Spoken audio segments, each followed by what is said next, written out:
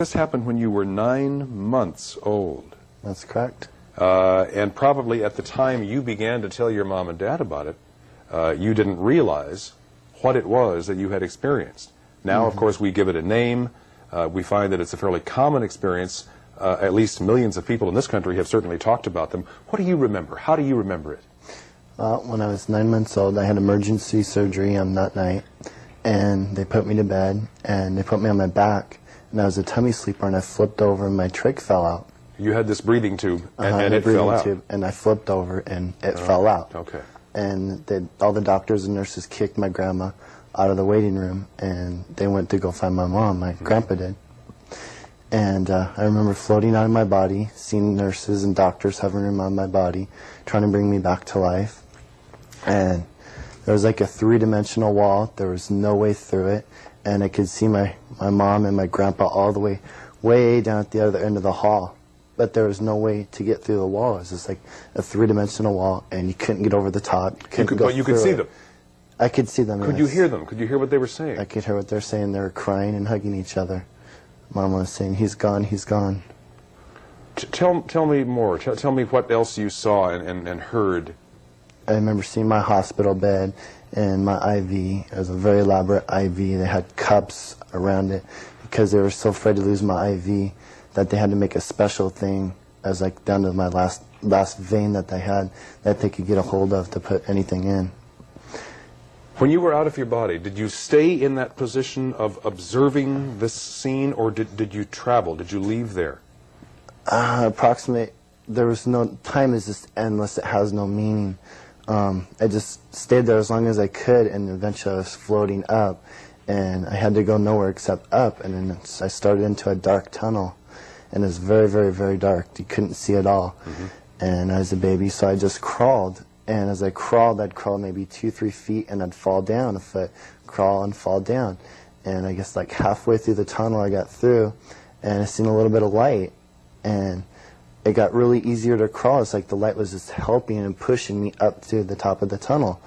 And as I got to the tunnel, there was very, very bright yellow and red lights, but they didn't hurt your eyes at all. It's just bright. And when I got to the top, I didn't walk, I didn't crawl, I didn't run. You glided is the best way to describe it. A 9-month-old gliding. Sure. And I remember wandering around, and I seen some white clouded faces. They never approached me, I never approached them. They never had a happy face, they never had a scary face. I couldn't recognize anybody. I didn't have anybody dead at the time.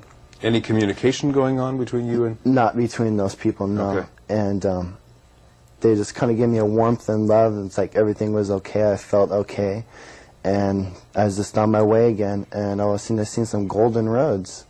So I started gliding down the golden roads, and this white clouded guy appeared in front of me, and he telepathically talked to me and told me, "My name is God, and I'm going to help you." And he said, "We're going to go down the golden roads, and we're going to glide down the golden roads." And so we did for, I don't know, how long, because time was just endless. It seemed like forever I was up there. And we stopped. He said, "We're going to stop," and we did stop. And he said, "Do you want to go back?" And I said, "No, I don't hurt no more. I feel good up here." And he goes, "You have a purpose in life, and when your purpose is fulfilled in life, you can come back and visit me again someday." And I was back in my body. And then I was in a coma after that. For quite some time? For quite some time. How long was he in a coma after this cardiac arrest? For approximately 3 months. Wow. Did you think you'd lost him? Many times. As he was looking back on this experience that clearly seemed to occur during that 40-minute span that you described, what was going on the real-life plane? You and his grandmother, what were the doctors saying? What were they doing? What were you doing? No one was saying anything to us. And we knew he had died. We knew they were trying to resuscitate him. That was the only communication we had during that course of time. And as the time went on, and the longer it gets, you know, and you're sure that he is not coming back, that he was dead. And his father is a truck driver, and the state patrol was trying to reach him. So you have this lone, helpless feeling. Sure. And that 40 minutes had to seem longer than 40 minutes. It's like forever. What you talked about not hurting anymore, what was the feeling of being where you were? It was great, though. It was just peaceful, loving. Quiet? It was quiet, yes. There's no talking. God just telepathically talked to me. Comfortable? Comfortable. A place you wanted to be? Wanted to be. And really didn't want to leave? Didn't want to leave at all, no. Boy, that is quite a